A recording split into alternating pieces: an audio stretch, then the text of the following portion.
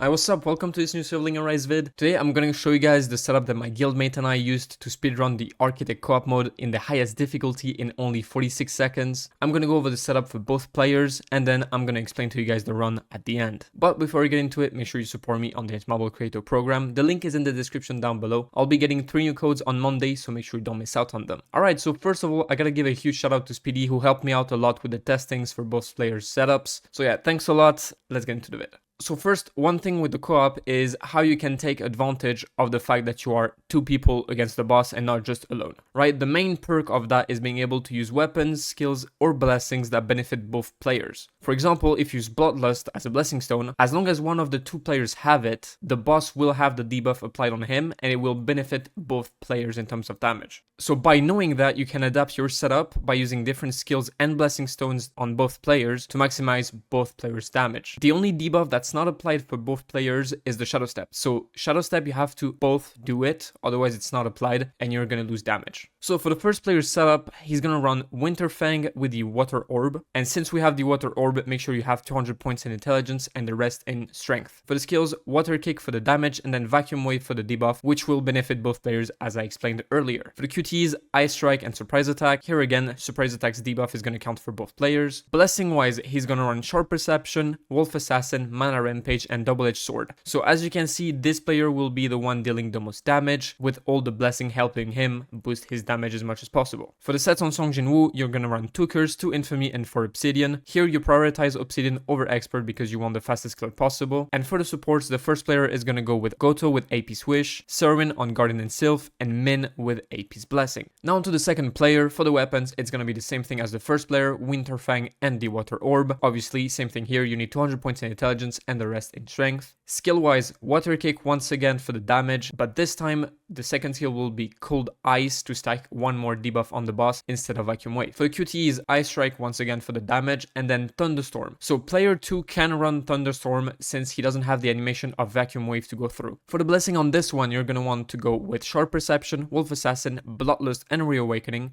So this player uses Bloodlust for the debuff and Reawakening to be able to reapply Cold Ice and the Orb faster so the first player doesn't lose damage. The set on the second player is going to be the same thing, 2 Curse, 2 Infamy, and 4 Obsidian. And for the support hunters on player 2, it's going to be Goto once again with AP's Wish, Serwin once again with Guardian and Sylph, and Bora with AP's Blessing. And that's basically it for both setups. I'm not going to show you guys the rotations to do in order to go as fast as possible. Of course, the time you take to kill will depend on your stats and the rarity of your skills and blessings. We were able to do it in 46 seconds because we both have fully mythic setups with high stats, but even with weaker rarities and stats, you will still be able to go very fast with its setup, and honestly, it's also quite fun to play. Alright, so here when the game starts, as you can see, the player 1, which is me right now, since I have Vacuum, right? Player 1 does the Orb right away and pops Goto. Player 2 goes forward, then basically goes next to the boss, pops the Cold Ice and gets the Shadow Step on the boss. Then once that's done, he pops his Bora and then he pops his Serwin. And while his Serwin is popping, right, he goes and does the Orb. While this player 2 does that, player 1 actually does the Orb like I said. And then at the end of the Orb, you get your QTE. So he uses the QTE and then starts Vacuum and drops Serwin.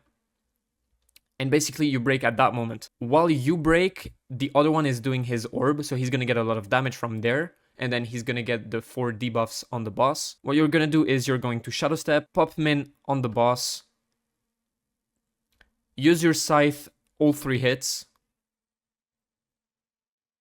And once you're done with this and you've popped Serwin once more, so you have 2 Sylph stacks, you actually use your Kick.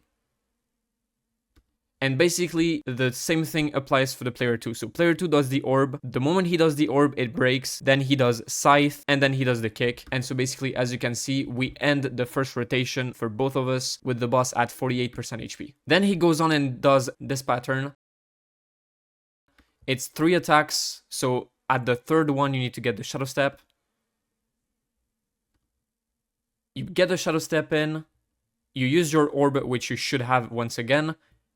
And then you just do some basic attacks since he's gonna TP. The player 2, which has Reawakening, can use his Scythe and possibly the Kick. The Kick is not 100% sure, but for the scythe, it's 100% sure. So basically, player 1 just does the orb to reapply the debuff so it doesn't run out, and player 2 does scythe and kick. Then you get to the swords problem, so you do all that shit. And then once it's done, you pop your Goto. You can pop the Goto a bit before so you can use the others. You shadow step, both of you guys.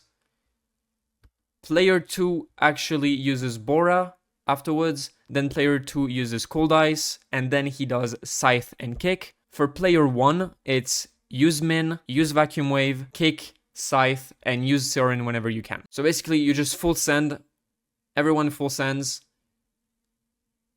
And then at the end of the combo, you can use your QT Ice Strike. And then if you still need damage, you have your orb and your ult to finish off. If you don't kill fast enough, you're gonna go into the second phase, which is where he throws those swords at you. So you just go around and not get touched by that. And at the end, you get the shadow step when he attacks you, and you DPS at that moment.